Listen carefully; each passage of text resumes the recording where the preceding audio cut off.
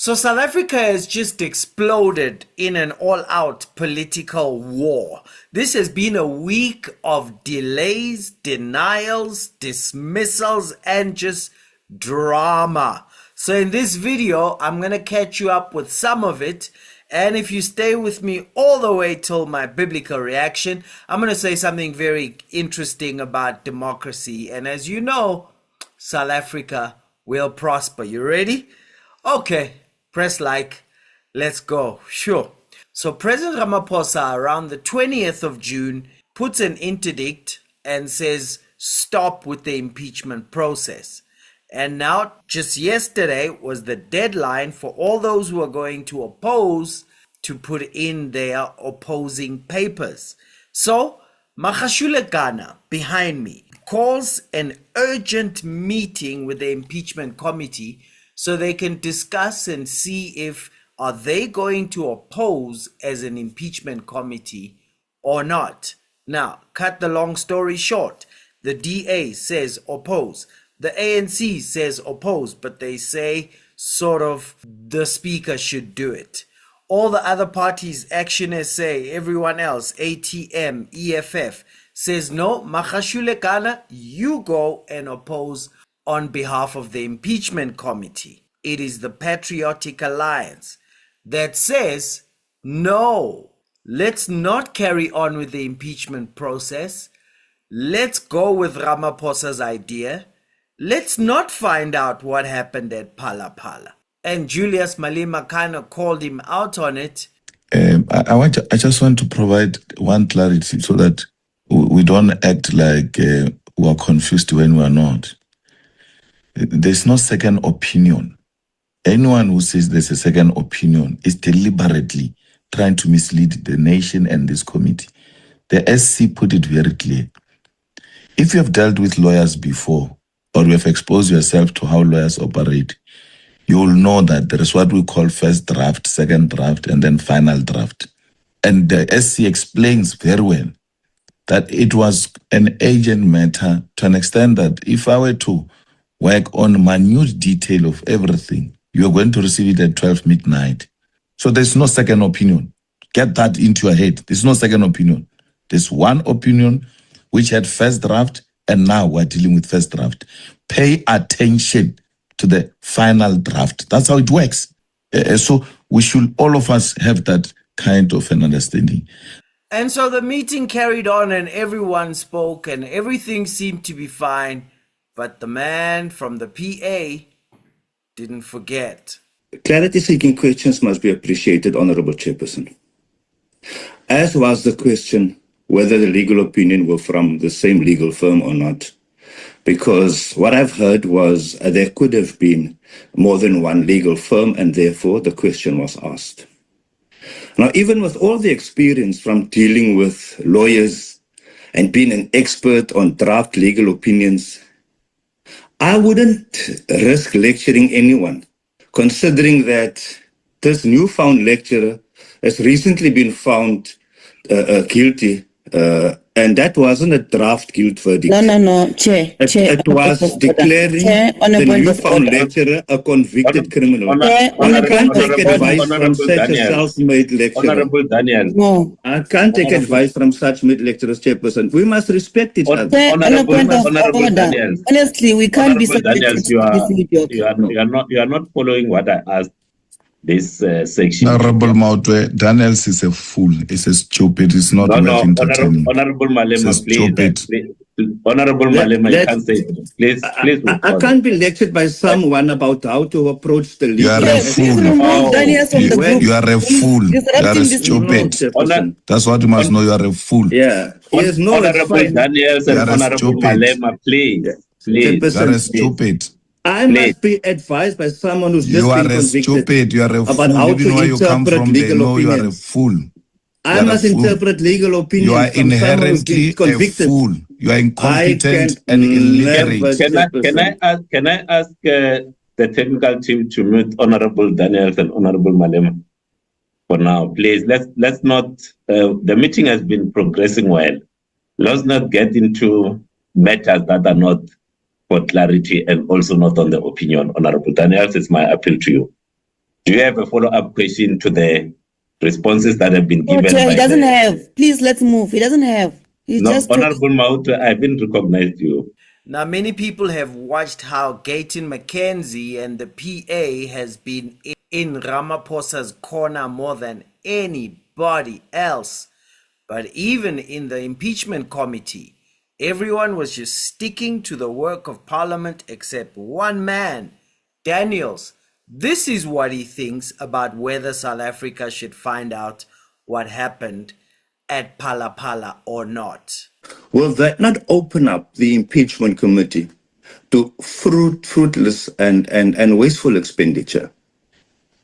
Because by no means, don't get me wrong, I'm by no means advocating that we must stall the work and the duties of the impeachment committee. I'm merely asking, with a pending case, and considering that this particular matter has been coming on for a number of years, and wanting to guard against the slightest prospects of the application for the review being ruled in favor of the president, what harm will it do us to sit back and wait for the outcome of that application and then take a decision from there? Must we continue with the impeachment processes through this committee? My answer is yes. Must we do it now? I believe it will be reckless, because as much as the country is waiting to hear and see how this is going to play out, I really think it will be responsible for us to wait on the outcome of the application of the review before we continue with the proceedings of the impeachment committee. So do we then oppose? My answer is, I do not believe that we need to oppose the application of the interdict, but let's rather wait for the court to make the ruling. And it's not long, there are dates set when those things are going to be before the court. So I respectfully request that we consider not to oppose the interdict, and also to wait for the outcome of the review application. And thereafter, we can continue with the work as we are supposed to do. Thank you, Chairperson. Okay, so Daniel says let's postpone the impeachment committee until Ramaphosa leaves his seat, in effect. Phew, how things change. People campaign on how crooked the ANC is. They get in power and they are number one supporters of the ANC breaking our institutions. But anyway, they came to a conclusion. Makashule Gana didn't listen to Daniels from the PA. And so yesterday, he must have put in his opposing papers to say, hey, Judge, we are carrying on with this impeachment committee. What the president is trying to do to delay this process, I say no ways, together with my committee members. The prevailing opinion based on the inputs that have been made by the parties is that the committee needs to oppose the urgent application of an interdict by the president. So that is the prevailing opinion of the committee. So I, as the chairperson of the impeachment committee, align myself with the prevailing opinion of the members of this committee that we should oppose the application, and I will do so on behalf of the committee. So it will not just be me in my individual capacity, because I was not cited in my individual capacity, but as a chairperson of this committee, I intend to represent the committee in opposing the interdict application by President, and as it was proposed, will then petition the Speaker to also join in opposing this application. But if the Speaker decides not to oppose the application, as the chairperson of the committee and the second respondent to the interdict application, I will represent the committee in opposing the application. There we go. So they are opposing. So the attempted delay by the president is not going unopposed. Speaking of presidents, the past president, who is now the president of the MKP, just sat behind the Secretary General to listen to him firing his daughter from the party. These actions have contributed to divisions within the movement and have undermined confidence in the collective leadership of the organization. The party has further noted her participation in and promotion of activities outside officially sanctioned party programs. The party further notes with serious concern that the conduct of both members following the passing of an MK member of parliament, may his soul rest in peace, Honorable Muzi Jingila, Mr. Duduzile Zuma-Sambudla and Mr. Nhlamulo Ndhlela participated in an activity that resulted in the transfer of an ailing Mr. Njingila to another health facility without the knowledge of the family. The party knows that neither individual had any authority to involve themselves in matters related to Mr. Njingila's illness or to separate him from his family. The party also knows concerns regarding the removal of Mr. Njingila's personal belongings from his parliamentary residence without the knowledge of his family. Following complaints received from the Njingila family regarding public commentary and conduct surrounding the deceased, the parliamentary leader, Dr. John Steenhuisen, instructed both members not to attend the funeral proceedings and to refrain from making public statements, commentary, or social media posts that could cause further distress to the family, particularly regarding the deceased and matters relating to his marital status. As the party, we extend our deepest apologies to the Njingila family for any distress caused during this difficult period. Ms. Zuma-Sambudla subsequently participated in social media commentary relating to the deceased. Having carefully considered the seriousness and cumulative impact of the conduct outlined above, the national officials have resolved that Ms. Duduzile Zuma-Sambudla and Mr. Nhlamulo Ndhlela have acted in a manner fundamentally inconsistent with the values, discipline, constitutional principles, and organizational interest of the MK party. By virtue of Section 2H of the Constitution, the President shall have the ultimate power to issue presidential decrees on any matter pertaining to the operation, administration, and policy direction of the party in the interest of the party, which shall be binding on all levels of the organization. Accordingly, the MK party hereby announces the expulsion of Ms. Duduzile Zuma-Sambudla and Mr. Nhlamulo Ndhlela from the party with immediate effect.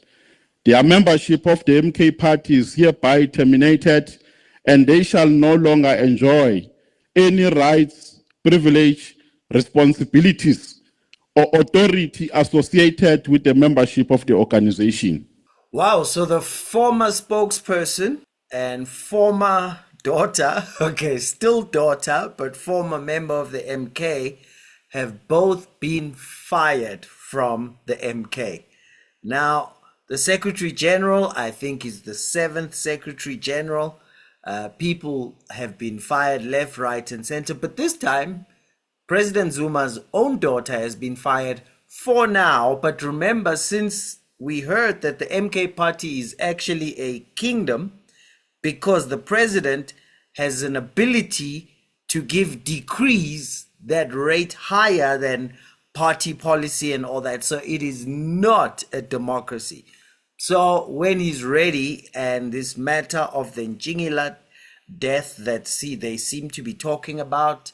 And you remember that I think she's still in court for the 2021 riots for incitement. And there is also a case opened against her because she sent some people to go fight in Russia, in Ukraine.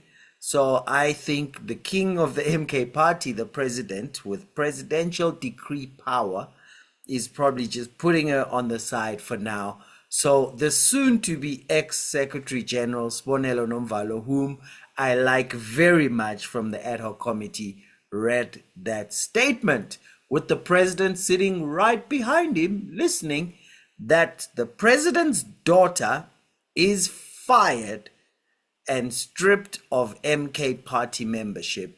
Wow. Never a dull day at the MKP. Speaking of people who have been moved, well, you remember this 3 months ago. To the farmers of South Africa, I want to say very clearly that help is on the way. We know that many of you have suffered tremendously over the last weeks and months, but we now have the tools that we need to make sure that our strategy of turning South Africa into a country that can regain its status as an FMD country is here. For the first time in 30 years, we now have a plan to make South Africa an FMD country, and we now have the tools to make that achievable. And so to all of you, help is on the way. It's coming in the form of vaccines.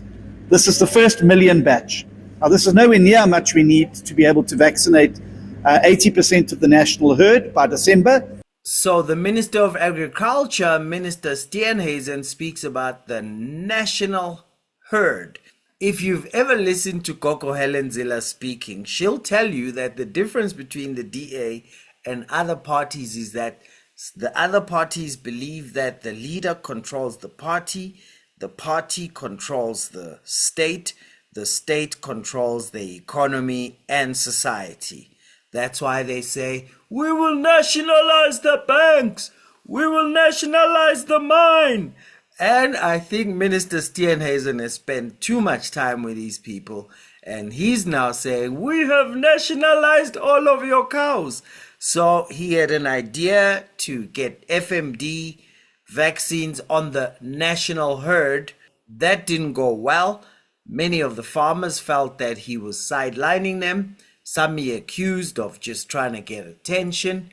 And it actually went so bad that one of the top farming associations sent a message to Steenhuisen's office, and his chief of staff forwarded it to Steenhuisen, but she kind of pressed like those reply all kind of things and wrote to Steenhuisen, take a look at this for your amusement. And unfortunately, the people who had respectfully written to the state trying to get involved with this FMD thing that's killing their cows actually got to read that his chief of staff feels comfortable to forward to the minister and say, what a joke that these fools think the nationalized herd, they think it's their private herd. What do they think this is? Don't they know this is a communist country? The state owns your cows. So they got to see that. They weren't very happy.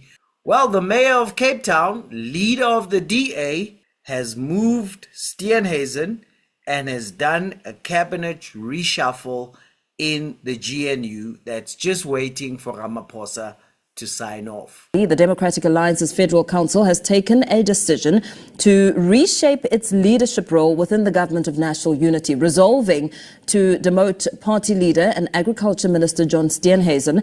According to the party statement, Steenhuisen is set to be reassigned to the position of Deputy Minister of Trade, Industry and Competition, pending final approval from President Cyril Ramaphosa, who holds the constitutional authority over cabinet appointments and changes. In the proposed shake-up, Steenhuisen will be replaced as Minister of Agriculture by current Forestry, Fisheries and Environment Minister Willie Oukamp.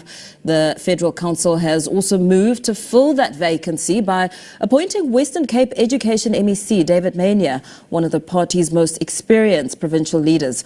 Now, this decision follows mounting pressure on Steenhuisen, who has faced a series of controversies in recent months, as well as criticism from the agricultural sector over the handling of the ongoing foot and mouth disease. So we wish Steenhuisen all the best at Department of Trade and Industry. Please don't spend enough time there that you start speaking of national. All right, so moving right along. My biblical reaction. So he says, but he, the king, shall not multiply horses for himself. Does it sound like comrades? No cause the people to return to Egypt. Neither shall he multiply wives for himself. Does that sound like comrades? Lest his heart turn away, nor greatly multiply silver and gold for himself, not the people. Does it sound like comrades? Also it shall be when he sits on the throne that he shall write for himself a copy of his law in a book from the one before the priest. That's why, we have constitutions which they don't seem to read very much because they always end up on the wrong side of the constitution. And it shall be that he will read it and learn and fear the Lord his God and be careful to observe all the words, that his heart may not be lifted above his brethren. Very powerful. That his heart not be lifted above his brethren. So South Africa is literally a 13-month-old democracy, coming out of, since 1994, being a tyranny of majoritarianism. So even as we saw Daniels trying to stop Parliament from just doing its job, he can talk and just stick out like a sore thumb because the ANC now doesn't have the majority, so we are out of the tyranny. We are actually free for about 13 months. And so the reason why we have the type of government that we have is because it's designed that those who are in leadership may not be lifted above the brethren. That's why President Ramaphosa must go and answer, because our constitutional framework is such that he can't be lifted above his brethren. If the brethren, citizens, would have had to answer about the $580,000 by now, well, he should also get to answer. And we even set up a parliament where we send our representatives to, so they can ask the relevant questions. At the same time, to tell you the truth, we are not a democracy yet. People who've studied democracies have realized this, that if power can shift fully from the left to the right to the left again, then you will probably have a democracy forever. So right now we've had the Equality Squad completely in power since 1994.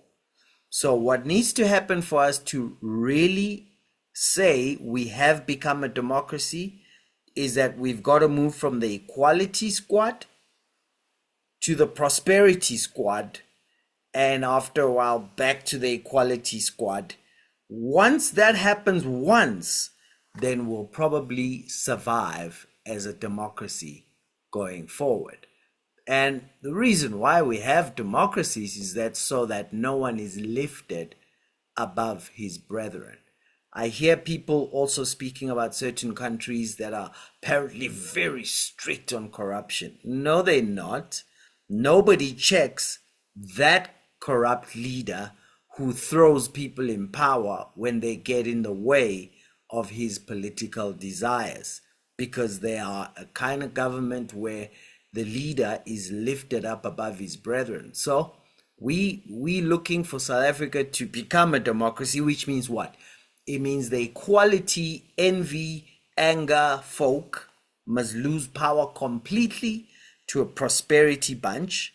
And if that can happen, and after a while, of course, it's a democracy, people will give power back to them, and it will come back again later. But if it can just bounce twice, then we start saying we're a democracy. Right now, we're a potential democracy, but it's working well.